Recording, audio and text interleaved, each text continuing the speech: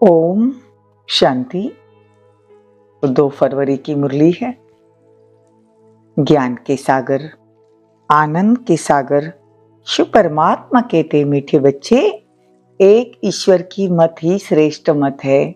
जिस मत पर चलने से ही तुम सच्चा सोना बनेंगे।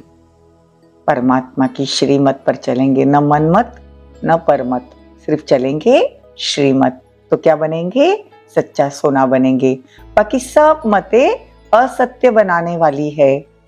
प्रश्न है, कौन सा पाठ एक ज्ञान सागर बाप से भरा है जो किसी भी मनुष्य आत्मा में नहीं है? उत्तर है, बाबा कहते हैं, मुझ आत्मा में भक्तों की संभाल करना, सबको सुख देने का पाठ है। मैं ज्ञान सागर बाप सभी बच्चों पर अविनाशी ज्ञान की बरसात करता हूँ, जिन ज्ञान रत्नों का कोई मूल्य नहीं कर सकता। मैं लिबरेटर भी हूँ, मैं रूहानी पंडा भी हूँ, सबको शांतिधाम लेके जाता हूँ। तो ये मेरा पाठ है। मैं किसी को दुख नहीं देता हूँ, इसीलिए सब मुझे आंखों पर रखते हैं। रावण दुश्मन दुख देता है, इसलिए उसकी एफिजी जलाते हैं। गीत है जो पिया के साथ है। ओम शांति। बाप ने ओम का अर्थ बच्चों को समझाया। ओम अर्थात अहम आत्मा, बस अर्थ तो इतना छोटा है। ऐसे नहीं कि आई एम गॉड। पंडित आदि ने तो बहुत बड़े बड़े उसके अर्थ बता दिए हैं, बड़ा लंबा चौड़ा सुनाया है। बाबा तो उसका अर्थ सत्य बताते हैं। देखो, यथार्थ और अयथार्थ, सत्य और असत्य। तो सत्य तो एक बाप ही है, बाकी इस समय तो सब है ही असत्य। तो बाबा आकर हमको सत्य बोलना सिखाते हैं, सत्य दुनिया में लेके जाते हैं। तो रावण क्या करता है? असत्य सिखाता है। बाप है सत्य, वो सब सत्य सुनाकर सच्चा सोना बना देंगे। तो माया की प्रविष्टता के कारण मनुष्य जो कुछ करते हैं वो सब असत्य है, जिसको असुरी मत कहेंगे, और यह है ईश्वरीय मत। बाबा आज सत्य और असत्य के फर्क को समझा रहे हैं। अभी तुम श्रीमत पर श्रेष्ठ बनते हो, फिर वहां भगवान कहकर याद करने की दरकार नहीं। सतयुग में भगवान कहकर याद करने की दरकार नहीं, क्योंकि देवी देवताओं को कोई दुख होता ही नहीं जो याद करना पड़े। भक्तों को तो अपार दुख है। तो बाबा कहते वहां तो देखो, दुखों के पहाड़ मनुष्य पर टूट पड़े हैं, तो बच्चों के लिए सुख के पहाड़ है। दुख के बाद सुख जरूर आना है। इस विनाश के बाद फिर तुम्हारा ही राज्य होगा।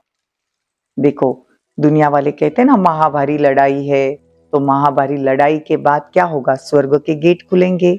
इस गेट से कौन जाएंगे अंदर? स्वर्ग में कौन जाएंगे?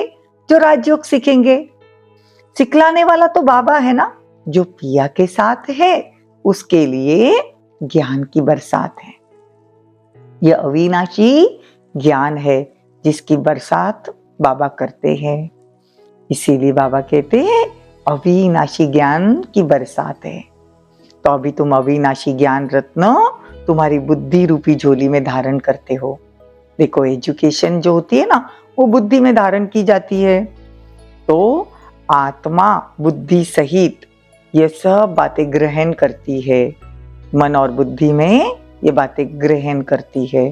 तो बाबा कहते हैं कि जब हम बाबा को याद करेंगे, आत्मा समझ कर बैठेंगे, तो ये बातें जल्दी धारण हो जाएगी, योग भी लगेगा। देखो, बाबा बहुत सहज बातें समझाते हैं। मनुष्यों ने तो बहुत डिफिकल्टी बातें सुनाई है, जो इंसान कर न सके वैसी बातें सिखाई है।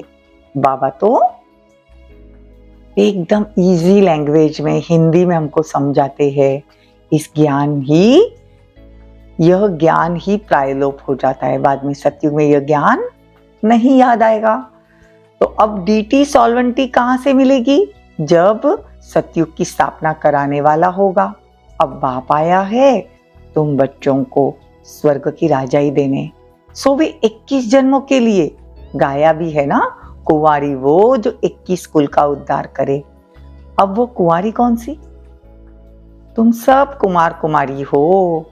तुमको कोई 2 जन्म के लिए भी तुम किसी का भाग्य बना सकते हो। देखो कितनी बड़ी बात बाबा कहते हैं, तुम कोई को भी 2 जन्मों के लिए भी भाग्य बना सकते हो, 21 जन्मों का भी भाग्य बना सकते हो। देखो हम किसी को ज्ञान देते हैं तो बाबा का ज्ञान सुनकर वो 2 जन्म के लिए भी आ सकता है, उसके 8 जन्म भी हो सकते हैं। देखो जितना हम पुरुषार्थ करेंगे, सतो प्रधान बनेंगे तो 21 जन्मों के लिए हमको वो सुख मिलता है। लेकिन अगर हम पुरुषार्थ थोड़ा हमारा ढीला है या फिर पुरुषार्थ थोड़ा कम है तो 100% अगर हम सतो प्रधान बनेंगे तो हम 100% जब सतो प्रधान प्रकृति रहेगी तब से आएंगे, नहीं तो पहले के 2 जन्म कम हो जाएंगे। हमारे परसेंटेज के ऊपर है, तो हम दुनिया वाले को भी जब ज्ञान देते हैं 21 जन्मों का भाग्य दे सकते हैं। श्रीमत से अथवा बाप की मत से पाठशाला में जो पढ़ाते हैं वो जानते हैं कि हम स्टूडेंट है। तो तुम कौन हो? ईश्वरीय स्टूडेंट हो। भगवान उवाच, मैं तुमको राजयोग सिखाता हूँ, मनुष्य से देवता बनाता हूँ। देवताओं की राजधानी थी या राजा रानी देवी देवता थे, यथा राजा रानी तथा प्रजा सब सुखी थे। नर से नारायण हम बनते हैं, ये एम ऑब्जेक्ट है फर्स्ट। लक्ष्मी नारायण जैसा बनना है। तुम्हारा राज्य कोई मनुष्य ने नहीं छीना, छीना तो माया ने है ना। तो हमको माया पर जीत पानी है, तो हमको लड़ाई भी किससे करनी है? माया से। दुनिया वाले तो देखो हद की लड़ाई दिखा देते हिंसक, लेकिन बाबा कहते तुम तो योग बल से विश्व की राजाई लेते हो, तुम अहिंसक लड़ाई करते हो। लड़ाई अथवा देखो लड़ाई में मरने की बात होती है, तो यहाँ मरने मारने की बात नहीं है, यहाँ तो माया पर वार करना है। देखो हकीम ताइल का भी खेल दिखाते हैं, मुख में मुलड़ा डालने से माया गुम हो जाती थी, मुलड़ा निकालते थे तो माया आ जाती थी। फिर अल्लाउद्दीन की भी कहानी है, उसमें भी कहते ठका करने से बहिष्ठ निकला। वह बहिष्ठ अथवा स्वर्ग बाप बैठ स्थापना करते हैं, मतलब बहिष्ठ की बाबा स्थापना करते हैं। तो बाप कहते हैं मुझे तो भक्तों भी बहुत याद करते हैं, तो भक्तों की जब याद पहुंचती है बाबा के पास तो उनको दुखों से छुड़ाने का काम भी बाबा का है। बाबा रूहानी पंडा भी है, लिबरेटर भी है, तुमको भी साथ ले जाते हैं शांति धाम में। तो भक्तों को अल्पकाल के लिए सुख देने का भी मेरा पार्ट है, बाबा का पार्ट है। तो मैं ही साक्षात्कार कराता हूँ, दिव्य बुद्धि देता हूँ, जिसको ज्ञान का तीसरा नेत्र कहा जाता है। दिव्य बुद्धि दी ना बाबा ने हमको, ज्ञान का तीसरा नेत्र दिया कि तुम शरीर नहीं हो आत्मा हो, तो जिससे तुम्हारी बुद्धि का गोदरेज का ताला अब खुल गया है। बाबा कितनी गहन राज की बातें समझाते हैं। तुम बाप के बने हो या बाप के साथ हो। देखो कोई लंदन में है, कोई कहाँ है, फिर भी साथ है ना।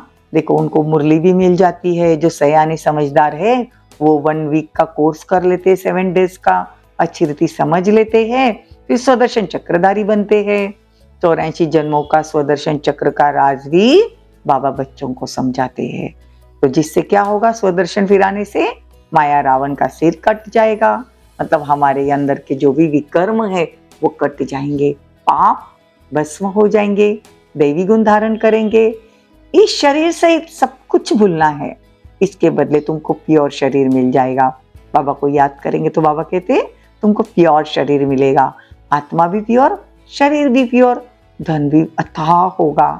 तुमको बहुत लोभ है, दुनिया वाले कहते हैं ना तुम लोभ की बातें कहाँ करते हो, तुमको तो स्वर्ग का लोभ है, लेकिन उनको कहना है कि हमारा शुद्ध लोभ है, इससे भारत ही सारा शुद्ध बन जाएगा। तो अब तुम बच्चे जानते हो हम बाप से ईश्वरीय जन्म सिद्ध अधिकार ले रहे हैं, ईश्वर सम्मुख है ना। कहते हैं मैं कल्प कल्प आता हूँ, स्वर्ग स्थापन करने। तुम बच्चों के लिए तो वंडरफुल सौगात लेके आता हूं ना। बाबा वंडरफुल सौगात लेके आते हैं और कहते हैं, बाप कहते हैं, मेरे लाडले सिखिलदे बच्चों, 5000 वर्ष बाद आकर तुमको मिलता हूं। वो खुशी भगवान को है, मैं अपने बच्चों को मिल रहा हूं, तो हमको भी इतनी खुशी होनी चाहिए। ऐसे और कोई नहीं कह सकेगा भगवान के सिवाय, परंतु ऐसी बातें किसी को कहने में भी नहीं आएगी, किसी में ताकत नहीं कि 5000 वर्ष के बाद हम तुमको मिलते हैं, ऐसा कहने की। तो बाप कहते, मेरे लाडले सिखिलदे बच्चों, 5000 वर्ष के बाद फिर से आकर तुमको मिलते हैं, सिर्फ तुम ही हो। बहुत बच्चे मिलते रहते हैं। राजधानी स्थापन करने में बहुत मेहनत लगती है। देखो, राजा रानी एक, फिर उनके बच्चे तो वृद्धि को पाएंगे ना। भारत में प्रिंस प्रिंसेस कितने होंगे? समझो 1,00,000-2,00,000 है, तो प्रजा भी 40-50 करोड़ है ना। तो बाबा एग्जाम्पल देते हैं। बाप कहते हैं, एकदम बाबा को पकड़ लेना चाहिए। मोस्ट बिलीवर्ड बाप है ना, चुंबक की तरह। चुंबक और सुई का क्या रहता है, एक दूसरे की तरफ खींची जाती है ना। लेकिन अगर कट है, जंक है, तो कम चिपकती है। तो नजदीक वाले तो एकदम आकर मिलेंगे, सुई साफ तो झट चिपक जाएंगे। बाप कट को निकाल कर ऐसा चमकाते हैं जो तुम बच्चे वहां साथ रहेंगे। तुमको रुद्रमाला में बाबा पिरोएंगे। नजदीक वाले तो एकदम आकर बाबा को चिपक जाते हैं। तो बाबा कहते, तुमको क्या करना है, देह सहित सब कुछ बाबा पर बलि चढ़ाना है। तो तुम सब कुछ ईश्वर अर्पण करते हो। एवरीथिंग फॉर गॉड, सब कुछ भगवान के लिए। मेरा जीवन भी भगवान के लिए। तो बाप फिर कहते हैं, मेरा सब कुछ बच्चों के लिए, कहते ना। तो जब मरते हैं तो सब सामग्री करनी घोर को दे देते हैं। अगर कोई मरता है ना, तो उसकी सारे पुरानी चीजें जो रहती है वो करनी घोर को देते हैं। तो बाप कहते, मैं भी करनी घोर हूँ। देखो, बाबा कभी कहता है मैं सर्वेंट हूँ, कभी कहता है मैं धोबी हूँ, कभी कहता है मैं सोनार हूँ, अभी बाबा कहते हैं मैं करनी घोर हूँ। तुम्हारा पुराना कखपन सब दान करते हो, मुझे बाप पर बलि चढ़ाते हो। तो शिव बाबा है दाता, सारे स्वर्ग की राजाई तुमको देता है, इसलिए इनको सौदागर भी कहते हैं। कितनी मीठी मीठी बातें हैं। इम्तिहान पूरा होने वाला है। बाबा, आखिर इम्तिहान कब पूरा होगा? बच्चे पूछते हैं। तो बाबा कहते हैं, तुम जब मरने पर आएंगे, ज्ञान पूरा होगा, तब विनाश आरंभ हो जाएगा। फिर क्या होगा? फिर गोल्डन स्पून इन माउथ जन्म लेंगे। गोल्डन स्पून इन माउथ मतलब सोने के चम्मच जन्मते ही तुम्हारे मुख में होगा, मतलब राजाई घर में तुम जन्म लेंगे। स्पून मतलब चम्मच, गोल्डन मतलब सोना, सोने के चम्मच से हम दूध पिएंगे ना। तो इतने राजाई घर में हमारे जन्म होंगे। तो अभी तुमको क्या करना है? तुमको इस पढ़ाई का फल फिर नई दुनिया में मिलेगा। वो आत्मा और शरीर, राजाई सब नया मिलेगा। ये गुह्य धारण करने वाली बातें हैं। पढ़ाई को कभी नहीं छोड़ना है। बाप बैठ समझाते हैं, वंडरफुल बातें है ना। देरी से आने वाले जो भी है, वो झट ज्ञान और योग को अगर लग जाए तो भी ऊंच पद पाएंगे। अच्छा, मीठे मीठे सिकिलदे बच्चों प्रति माता पिता बाप दादा का याद प्यार और गुड मॉर्निंग। रूहानी बाप की रूहानी बच्चों को नमस्ते। हम रूहानी बच्चों की रूहानी माता पिता बाप दादा को याद प्यार, गुड मॉर्निंग, नमस्ते, थैंक यू, बहुत बहुत शुक्रिया। धारणा के लिए मुख्य सार, शरीर और आत्मा दोनों को पवित्र बनाने के लिए इस पुराने शरीर सहित सब कुछ भूलना है। देह सहित बाप पर पूरा बलि चढ़ महादानी बनना है। बाप की श्रीमत पर चल बेहद का सुख लेना है। यह शुद्ध लोभ रखना है। लोभ भी कौन सा रखना है? श्रीमत पर चल बेहद का सुख लेने का लोभ, जिससे सारी विश्व सुखी बन जाएगी। बाकी अशुद्ध लोभ का त्याग करना है।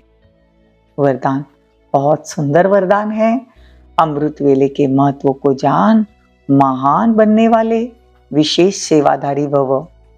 सेवाधारी अर्थात आंख खुलते और सदा बाप के साथ, बाप के समान स्थिति का अनुभव करे। सेवाधारी अर्थात आंख खुले और सदा बाप के साथ का और समान स्थिति का अनुभव करना है। जो विशेष वरदान के समय को जानते हैं और वरदानों को अनुभव करते हैं, वही विशेष सेवाधारी है। अगर यह अनुभव नहीं तो साधारण सेवाधारी हुए, विशेष नहीं। जिसे अमृत वेले का संकल्प का समय का और सेवा का महत्व है, ऐसे सर्व महत्व को जानने वाले महान बनते हैं और औरों को भी महान बनाकर, बतलाकर महान बनाते हैं। औरों को भी महत्व बताकर महान बनाते हैं। स्लोगन: जीवन की महानता सत्यता की शक्ति है, जिससे सर्व आत्माएं स्वतः ही झुकती है। डबल अंडरलाइन, जीवन की महानता क्या है? सत्यता है। जितना हम सत्य बोलेंगे, सत्य के साथ रहेंगे, सत्य दुनिया में हमको जाना है, तो हमको क्या करने का? सत्यता की शक्ति को अपनाना पड़ेगा। और जिसके पास सत्यता की शक्ति है, उसके सामने आत्माएं स्वतः ही झुकती है। इसलिए कभी ये नहीं सोचना कि थोड़ा झूठ बोल ले, नहीं। सत्य को जानना है, सत्य खंड में जाना है, तो सत्य बोलना है, सत्य के साथ रहना है। ये महानता है। अव्यक्त इशारा है। कोई भी प्रतिज्ञा करते हैं तो जल को साक्षी रखकर करते हैं। तो बाप भी बच्चों से ये जल की लोटी चढ़ाते हैं। प्रतिज्ञा करो, देखो क्या, क्यों की क्यों खत्म करेंगे, क्योंकि इस क्यों शब्द से ही व्यर्थ संकल्पों की शुरुआत होती है। क्यों शब्द से कल्पना करना शुरू हो जाता है। जब यह क्यों शब्द खत्म हो जाएगा, तब ड्रामा की भावी पर एक रस स्थैर्यम रह सकेंगे। ओम शांति, ओम शांति।